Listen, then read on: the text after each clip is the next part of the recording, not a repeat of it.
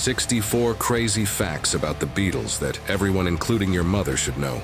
George Harrison decided to write a song based on the first words he read upon opening a book. He then wrote, "While my guitar gently weeps," after seeing the words "gently weeps" in a random book pulled from a shelf at his parents' house. The Animals frontman Eric Burdon claimed he inspired the Beatles' line, "I am the Eggman," after telling John Lennon about a experience he had with his girlfriend involving a raw egg. Yoko Ono created an experimental film called Self-Portrait. It's a 42-minute shot of John Lennon's semi-erect penis. It was shown once at the Institute of Contemporary Arts in 1969 and has never been seen or released since. The film, that is.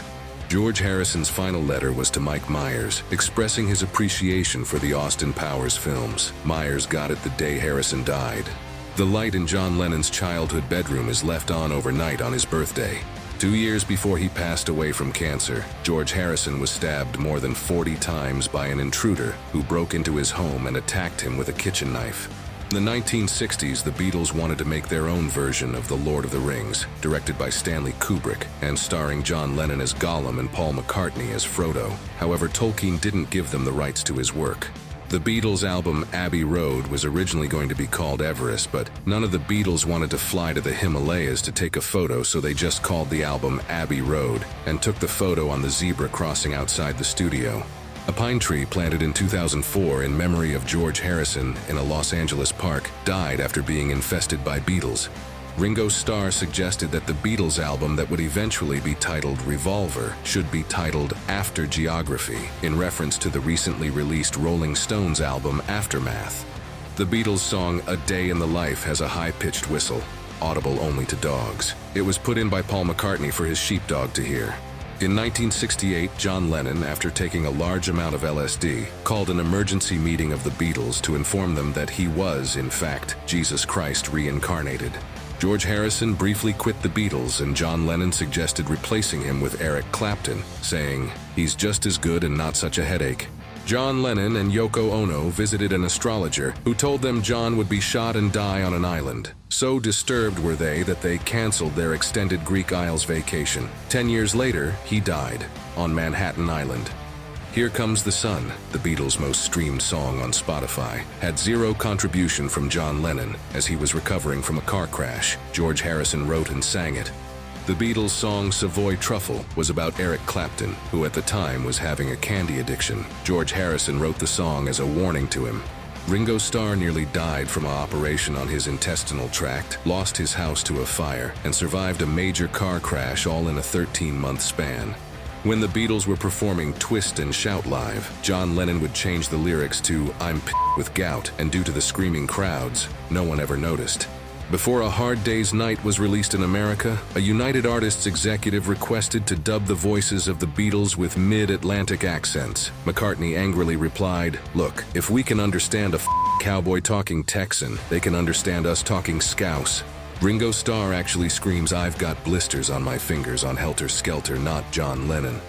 In 1964, when Bob Dylan first met the Beatles, he had misheard the lyrics to "I Wanna Hold Your Hand" as "I Get High" instead of "I Can't Hide," and showed up to meet them ready to smoke. He gave a joint to Ringo, who didn't realize he was supposed to pass it, and smoked the whole thing himself. When the Beatles wrote the song With a Little Help from My Friends, the first line ended with, "What would you think if I sang out of tune? Would you throw ripe tomatoes at me?" But Ringo changed it so that fans would not throw tomatoes at him should he perform it live. Jimi Hendrix leased a flat from Ringo Starr in 1966 and was evicted for throwing whitewash on the walls during an acid trip. John Lennon hated many of Paul McCartney's later compositions for the Beatles, calling it Paul's granny music. The Beatles got rejected in an audition for a record company. Despite performing 15 songs in an hour during an audition for Decca Records, the label believed guitar groups were on the decline and couldn't foresee their future success in show business. Before the Fantastic Four from Liverpool called themselves the Beatles, they were called Johnny and the Moondogs. John Lennon's middle name was Winston, after former British Prime Minister Winston Churchill. All four members of the Beatles were still in their 20s when the band broke up. Not only is Paul McCartney credited with playing the celery on the Beach Boys song Vegetables, but you can also hear him chewing on a carrot in Super Furry Animals song Receptacle for the Respectable. Just listen for the crunch. In 1965, the Beatles were banned from performing a gig in Israel by the government because the band provoked aggression and sexual stimuli and had no artistic merit. In 1996, Ringo Starr went to Japan to take part in an ad for a brand of applesauce. Why? Because Ringo means apple in Japanese. When Paul McCartney went to Japan, he was arrested and put in jail for 10 days. But he was trying to bring half a pound of marijuana into the country.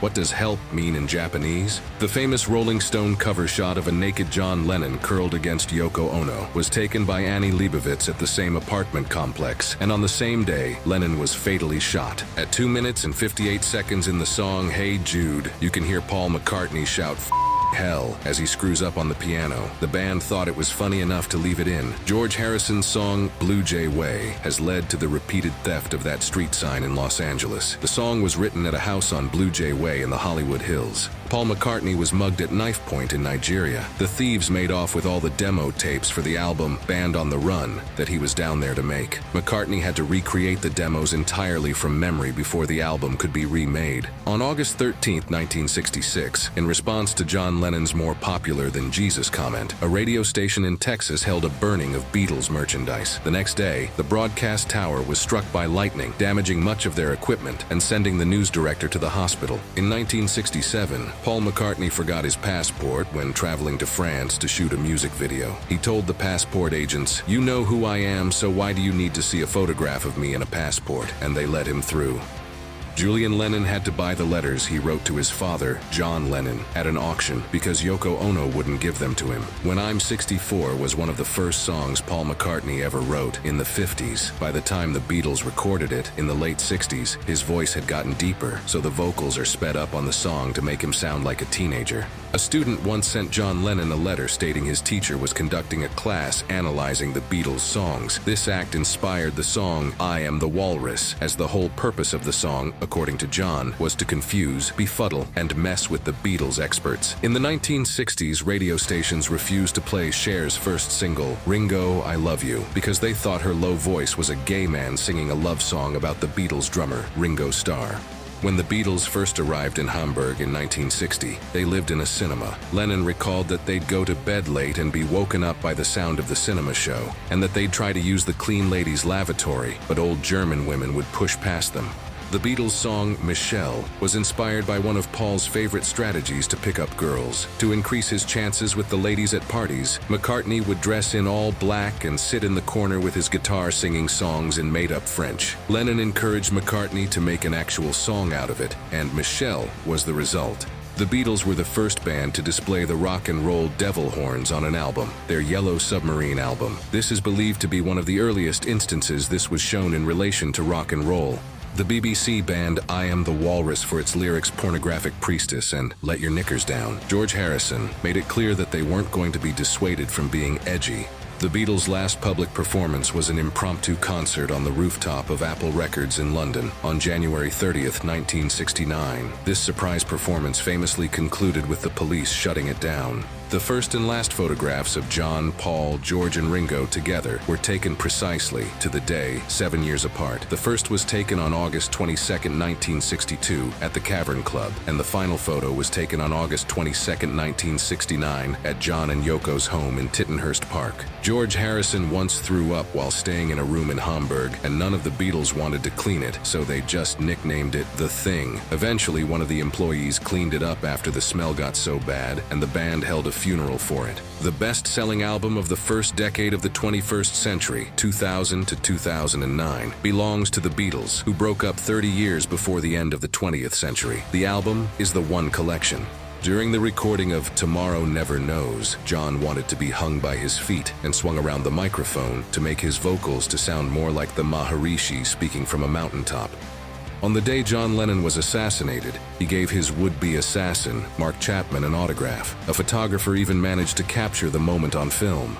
John Lennon didn't choose to wear his iconic round glasses. When he was young, he was extremely self-aware. He wore contacts because he thought he looked bad with the glasses on. His iconic specs were given to him during the filming of How I Won the War in 1966.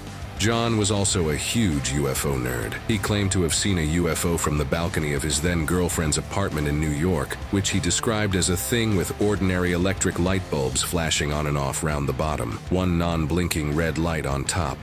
When they were teenagers in their teddy boy days, John, Paul, and a group of friends would have group masturbation sessions, often ending anticlimactically when John would yell out, "Winston Churchill," to break everyone's concentration. The mighty final chord of the Beatles' A Day in the Life was played by 10 hands and 3 pianos simultaneously. The hands belonged to John, Paul, Ringo, George Martin, and Evan, the roadie. According to Paul McCartney, the U in Got to Get You Into My Life was marijuana. He called it his ode to pot. Yesterday was first released in 1965. By 1967, there were already 466 cover versions of the song. As of today, there are more than 2,000 versions. The B-52's song, Rock Lobster, inspired John Lennon to start making music again in 1980 because it reminded him of his wife Yoko's work. George Harrison lost his virginity in Hamburg, Germany, while sharing a room with the rest of the band. After he did the dirty, John, Paul, and Ringo all cheered from their bunk beds. John Lennon once forced David Bowie to eat a 1,000-day-old egg cooked in horse urine by shoving it into his mouth while the pair were on vacation in Hong Kong. They were originally out looking for the local delicacy of monkey brains. George Harrison had 2 birthdays. He grew up believing he'd been born on February 25, 1943, shortly after midnight, but in his 30s, he discovered that he'd been born just before midnight on February 24, 1943. The Beatles' distinctive mop-top hairstyles were initially an accident. They had their hair styled in Hamburg, Germany by their friend and stylist, Astrid Kirchherr, who cut it in a unique way that became their trademark look. John Lennon's toilet from his Tittenhurst Park home was auctioned off in 2010. It fetched nearly $15,000, a testament to the enduring fascination with Beatles memorabilia. In 2011, a group of researchers using accepted statistical analysis methods found that listening to When I'm 64 by the Beatles reduced subjects' actual age by 1.5 years.